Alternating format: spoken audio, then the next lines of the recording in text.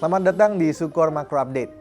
Dari Amerika Serikat, pertumbuhan ekonomi Amerika Serikat pada second estimate direvisi lebih tinggi ke 3% year on year pada kuartal 2 2024. Setelah sebelumnya pada first estimate tercatat sebesar 2,8%. Pertumbuhan ini didorong oleh konsumsi domestik yang direvisi ke 2,9% lebih tinggi dari 2,3%. Dapat dilihat ini sedikit menipiskan ekspektasi pemangkasan pada September dengan besaran 50 basis point. Namun, faktor-faktor lain perlu diperhatikan seperti keputusan suku bunga Bank of Japan yang berpotensi memberikan carry trade effect lagi seperti beberapa pekan lalu. Kemudian, data durable goods order di Amerika Serikat mencatatkan rebound yang cukup tinggi dengan pertumbuhan 9,9% month on month setelah terkontraksi minus 6,9% pada bulan Juni.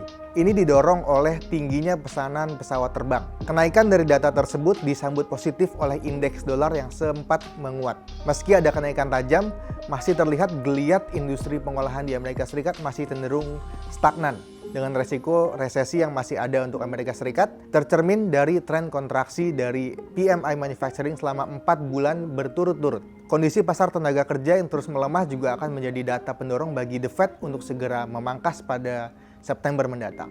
Beralih ke Jerman, ekonomi di Jerman kuartal 2 stagnan di 0,0% setelah mengalami kontraksi minus 0,1% year on year di kuartal 1. Secara Q on Q, perekonomian terbesar di Eropa ini juga terkontraksi minus 0,1% setelah tumbuh positif 0,2% di kuartal 1. Terakhir kali Jerman tumbuh di atas 1% adalah kuartal 3 2022 yang mencatatkan pertumbuhan 1,7% year on year. Stagnasi di kuartal 2 ini didorong oleh menurunnya tingkat komponen investasi di data GDP Jerman.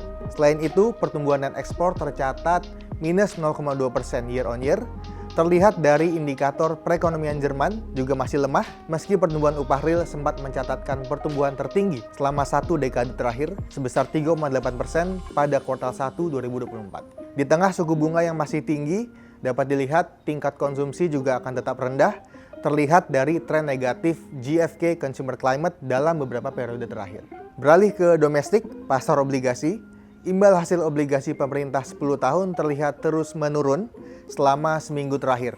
Sempat menyentuh kisaran 6,6% hingga 6,65% pada pekan ini. Dapat dilihat seiring dengan kembalinya arus modal asing ke pasar keuangan Indonesia dalam beberapa pekan terakhir, pasar obligasi domestik akan cenderung menguat. Terlihat dari data yang dihimpun oleh Bank Indonesia dalam sebulan terakhir, arus modal asing relatif cukup deras dibandingkan periode-periode sebelumnya.